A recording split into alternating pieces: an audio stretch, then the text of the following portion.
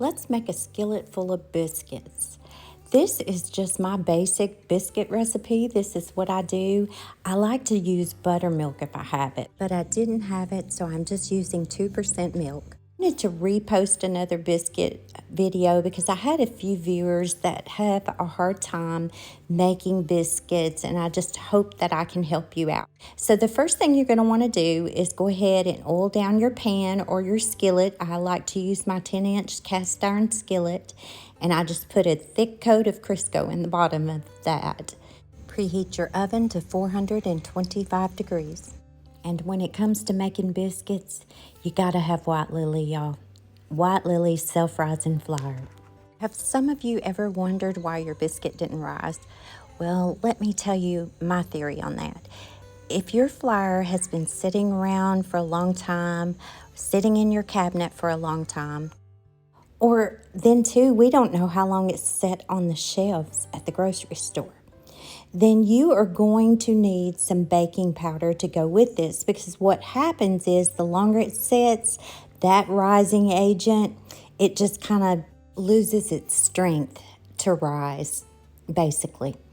So the longer it sits, it's not going to rise as well. So you will need some baking powder. Even though you are using self-rising flour, which has a rising agent in it, I still recommend that you use some baking powder. And you want to make sure your baking powder has not expired as well.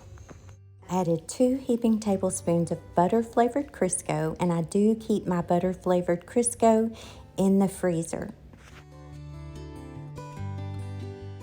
I'm just using my fork to cut that Crisco into the flour. You can use whatever tool you would like, but I've just always used a fork. Then once you've got your Crisco cut into the flour, it's going to look like this. You should have tiny little clumps about the size of a pea, no larger than that. Now I'm going to add my baking soda, which really I should have added it in the beginning, but I'm so used to making biscuits, I just throw it together. I did add 1.5 teaspoons of baking powder. Now we are going to add some milk, and I'm going to start off with 3/4 cup of milk. This is 2% milk. You can use whole milk, 2% milk, buttermilk in this recipe. Okay, I'm going to go ahead and stir this in, and you know what? 3/4 cup of milk was perfect. Absolutely perfect. If you're following along and you want to add buttermilk, you may have to add over a cup of buttermilk, but you want it to be this consistency. It's going to be sticky and wet. If you've never made biscuits before, you will need a flat surface to work on. You will need about 1/2 cup of flour to put on your surface. Put flour on your biscuit cutter and your rolling pin and your hands. You want to make sure everything has flour on it. Let's drop that biscuit dough right onto our flat surface. I know a lot of you seasoned cooks already know how to make biscuits, and you probably make them great, but we do have new cooks and people who are new to baking and making biscuits, so this is for you. You're going to make sure you have flour on your hands and toss this dough ball around in that flour, coating all sides. Once you've got it coated, then you are going to flatten it out, fold it over, and then fold it again. Go ahead and make sure you have flour underneath it, and you're going to flatten it out again.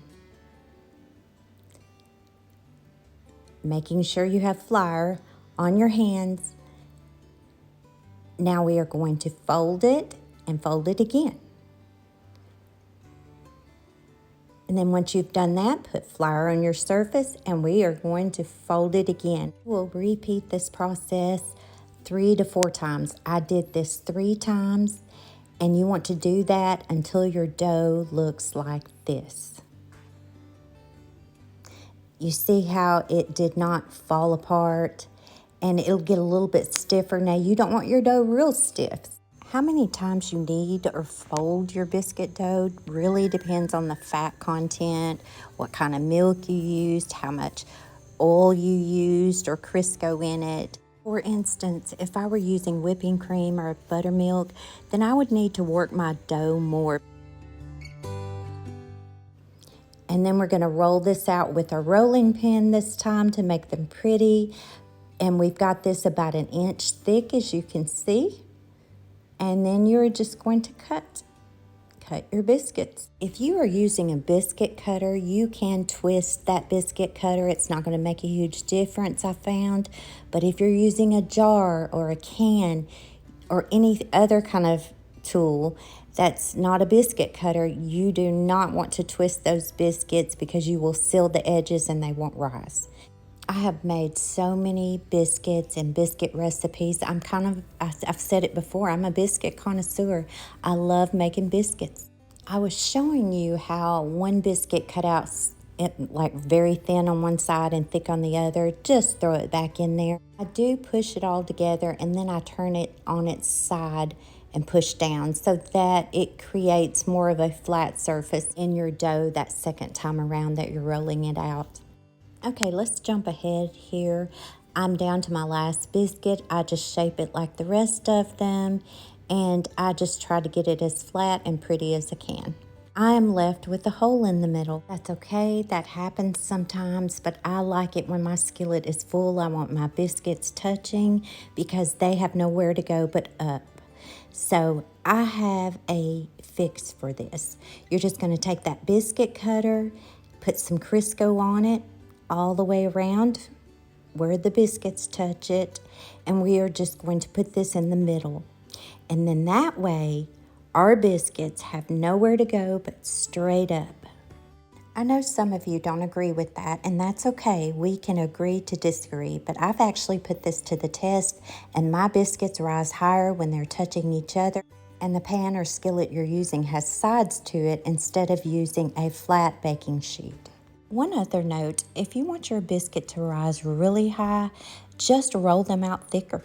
Let's go ahead and put these in the oven on 425 degrees for 10 minutes. After 10 minutes, your biscuits should start getting brown. And some people like them a little darker, some people don't. I just let them brown a little bit longer, and it turned out to be approximately 12 minutes. Took them out of the oven, took the biscuit cutter out. Then what I like to do is I take my butter and I butter the top of them. I keep a stick of butter in the refrigerator just for this, just like that. Now, some people coat them with milk before they put them in the oven. I think my grandmother did that. Some people coat them with butter, and I just don't. I wait till they get out of the oven. Let's get one out and open it up. Because y'all, there's nothing better than a hot biscuit with some butter, and you can see the layers in it. Except for gravy, or chocolate gravy, that's good too. And when we were folding it, that's what we did. We created those layers, and it just opened right up.